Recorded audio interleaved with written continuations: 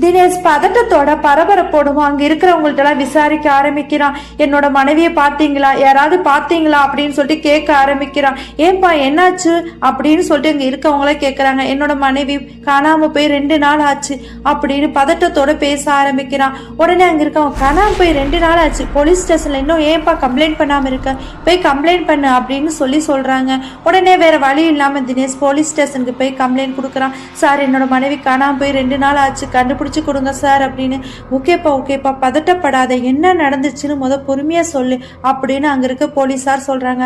Sir என்னோட மனைவி அம்மா வீட்டுக்கு போறதா சொல்லி கிளம்பி போனாங்க, ஆனா அவங்க அம்மா வீட்டுக்கும் போகல, 2 நாள் ஆச்சு சார், என்னாச்சு ஏதாச்சுன்னு தெரியல, கொஞ்சம் கண்டுபிடிச்சு சொல்லுங்க சார் அப்படின்னு சொல்றான் தினேஷ். உடனே அங்க போலீஸார் சொல்றாங்க, சரி கம்ப்ளைண்ட் கொடுத்துட்டு போப்பா, கண்டிப்பா நாங்க விசாரிக்கிறோம் அப்படின்னு சொல்றாங்க. கம்ப்ளைண்ட் எழுதி வாங்கிட்ட போலீஸார் அடுத்து நான் போய் அந்த தெருக்கள் இருக்கிறவங்கள்ட்ட எல்லாமே விசாரிக்க ஆரம்பிக்கிறாங்க. ஏப்பா இப்படி தினேஷோட மனைவியை பார்த்தீங்களா அப்படின்னு சொல்லிட்டு எல்லாத்திட்டுமே விசாரிக்கிறாங்க. ஆனா யாருக்குமே தெரியல, அப்படி எங்க தான் போயிருப்பாங்க, இது ரொம்ப மாயமான ஒரு இதா இருக்கு அப்படின்னு சொல்லிட்டு போலீஸாருக்கே ஆச்சரியமா இருக்கு. இப்படி தேடிக்கிட்டு இருக்க அந்த ஒரு நேரத்துல போலீஸ் ஸ்டேஷனுக்கு ஒரு கால் வருது. அதுல ஒரு பெண் குரல் கேட்குது. சார் நான் பேசுறது யாருன்னு தயவு செஞ்சு கேட்காதீங்க, ஆனா தினேஷோட மனைவி ராதா எப்படி இறந்தாங்கன்னு எனக்கு தெரியும். இதை பத்தி உங்களுக்கு நீங்க தெரிஞ்சுக்கணும் அப்படின்னா நீங்க ஒரு ஆலமரத்துக்கு அடியில் இருக்கிற அந்த பாலடைஞ்ச பங்களாவுக்கு வாங்க, அங்க நான் உங்க எல்லாத்தையுமே சொல்றேன் அப்படின்னு சொல்றேன். நீ யாருமான்னு சொல்லிட்டு போலீஸார் கேட்குறாங்க. அதுக்கு எந்த ஒரு பதிலும் சொல்லாம போனை வச்சிடுறா. சரி யாரா இருக்கும்னு சொல்லிட்டு அடுத்து நான் அந்த பாலடைஞ்ச பங்களாவுக்கு போறாரு போலீஸார். அங்க ஒரு பெண் இருக்கா. அந்த பெண் பேச ஆரம்பிக்கிறான். சார் என்னோட பேர் சகுந்தலா, எனக்கு இந்த கொலையை பத்தி நல்லா தெரியும், அதனாலதான் உங்கள்கிட்ட சொல்றதுக்காண்டி நான் தான் கால் பண்ணேன் அப்படின்னு சொல்றான். உடனே போலீஸாரும் கேட்குறாங்க, அதே நீ போன்லயே சொல்லியிருக்கலாமே அப்படின்னு. இல்லைங்க சார் எனக்கு ரொம்ப ஆபத்து, நான் என்னோட வீட்டில இருந்தா பேசினேன், ஆனா இதை தெரிஞ்சுக்கிட்டா என் உசுருக்கே ஆபத்து சார், அதனாலதான் உங்களை நான் தனியாவே கூப்பிட்டேன் அப்படின்னு சொல்றா சகுந்தலா. உடனே போலீஸார் யாருமா கொலை பண்ணியிருப்பாங்க, என்ன எதுன்னு சொல்லு அப்படின்னு சொல்லிட்டு விசாரிக்கிறாங்க. உடனே அந்த சகுந்தலா சொல்ல ஆரம்பிக்கிறா. சார் அந்த ராதாவை கொலை பண்ணது வேற யாரும் இல்லை, என்னோட கணவர் ரங்கன் தான் அப்படின்னு சொல்றான். உடனே போலீஸாருக்கு ஒரே ஆச்சரியம், என்னம்மா சொல்ற அப்படின்னு கேக்குறாரு. அதுக்கு சகுந்தலா சொல்ல ஆரம்பிக்கிறான், என்னோட கணவர் பேர் ரங்கன், அவர் சாமி பாப்பாரு, புதுசா யாரு கல்யாணம் பண்ணாலும் அவர்கிட்ட தான் சாமி பார்ப்பாங்க. அவரோட நண்பர் பேரு ரகுநாதன், அவர் ஒரு டாக்டர் சார். இவங்க 2 பேரும் சேர்ந்துதான் நிறைய கொலைகளை பண்றாங்க. புதுசா யாராவது கல்யாணம் பண்ணிட்டு வந்தாங்கன்னா அவங்கள்ட்ட சாமி பாக்குறேங்கிற பேர்ல நிறைய பேத்த கொலை பண்றாங்க. இப்படிதான் ஒரு நாள் 2 ஜோடி அவங்க வந்தாங்க.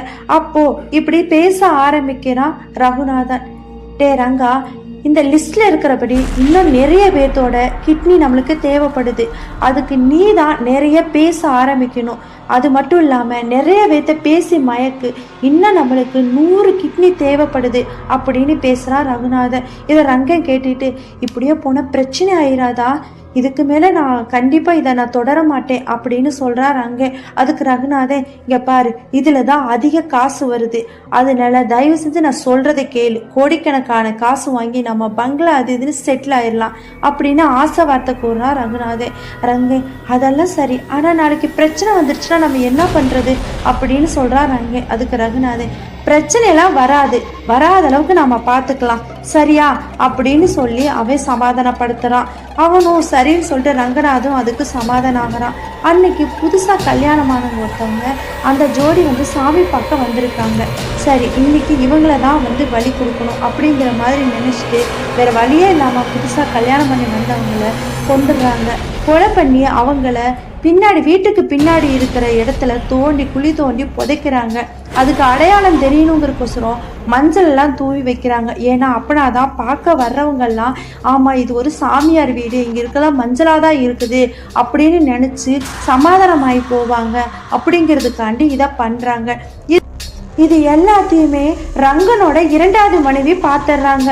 உடனே அவங்க கேட்க ஆரம்பிக்கிறாங்க, என்னங்க இதெல்லாம் இப்படி பண்ணிக்கிட்டு இருக்கீங்களே அப்படின்னு சொல்லி கேட்க ஆரம்பிக்கிறா சகுந்தலா. அது வேற யாரும் இல்ல, சகுந்தலா தான் இப்படி கேட்க ஆரம்பிக்கிறா. உடனே அவன் ரங்க சொல்ல ஆரம்பிக்கிறா, இங்க பாரு மூச்சு கூட விடக்கூடாது சரியா, இப்படி மூச்சு விட்டேன்னா நாளைக்கு உன்னோட கிட்னியவே எடுத்து நாங்க வித்துருவோம்.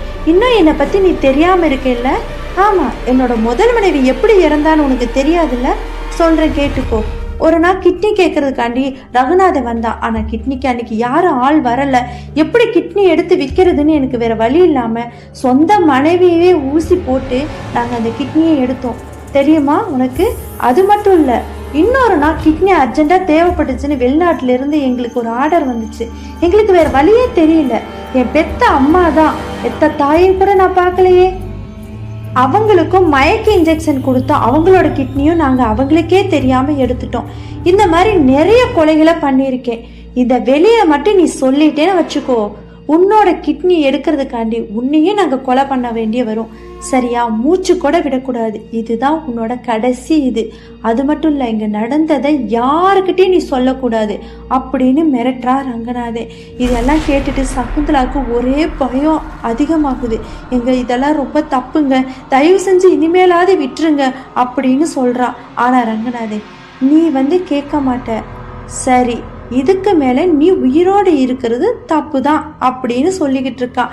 வேற வழியே இல்லாம சகுந்தலா, சரி இதுக்கு மேல நம்ம பேச ஆரம்பிச்சோம் அப்படின்னா கண்டிப்பா இந்த மிருகங்கள் நம்மளை கொன்றும் அப்படின்னு நினைச்சிட்டு அவனுக்கு ஒத்துழைக்கிற மாதிரியே பேச ஆரம்பிக்கிறான். சரிங்க, இனிமேல இதை பத்தி நான் யாருக்கிட்டையுமே சொல்ல மாட்டேன் அப்படின்னு சொல்லிட்டு பேச ஆரம்பிக்கிறான். ரங்கநாதனும் சரி, இவன் ரொம்ப பயந்துட்டா போல, இவன் யாருக்கிட்டையும் சொல்ல மாட்டான் அப்படின்னு நம்ப ஆரம்பிக்கிறான். ஆனா அவனுக்கு தெரியவே தெரியாது, தன்னோட மனைவி தான் தன்னை காட்டி கொடுக்க போறாங்கிறதே அவனுக்கு தெரியாது. இப்படி இருக்கிறப்பதான் அங்க சதீஷோட மனைவி ராதா காணான்னு சொல்லிட்டு போலீஸ் ஸ்டேஷன்ல கம்ப்ளைண்ட் போகுது. ஊர் ஃபுல்லா போலீஸ்காரங்க எல்லாமே விசாரிக்க ஆரம்பிக்கிறப்போ எப்படியாவது இதை வெளியில சொல்லிடணும் அப்படின்னு சொல்லிட்டு அதுக்கப்புறம் தான் சகுந்தலா போலீஸுக்கே கால் பண்ணி வர சொல்லியிருக்கா. இது எல்லாத்தையும் போலீஸார்ட்ட சொல்ல ஆரம்பிக்கிறா சகுந்தலா. இதெல்லாம் கேட்டுட்டு போலீஸாருக்கே மிகப்பெரிய பிரமிப்பா இருக்கு. ஒருத்தர் இப்படியெல்லாம் பண்ண முடியுமா? காசுக்காண்டி தன்னோட டாக்டர் தொழிலே அடமானம் வச்சுட்டானே இந்த ரகுநாதன் அப்படின்னு போலீஸார் நினைக்கிறாங்க. சகுந்தலா சொன்ன மாதிரி அவங்க வீட்டுக்கு பின்னாடி இருக்கிற பிணங்கள் எல்லாம் தோண்டி எடுக்கிறாங்க. அங்க ரத்தமும் சதையுமா எலும்புகளா நிறைய பிணங்கள் கிடக்கு. எண்ணிக்கையில் அடங்காத அந்த பிணங்கள் எல்லாம் வெளியில எடுக்கிறாங்க.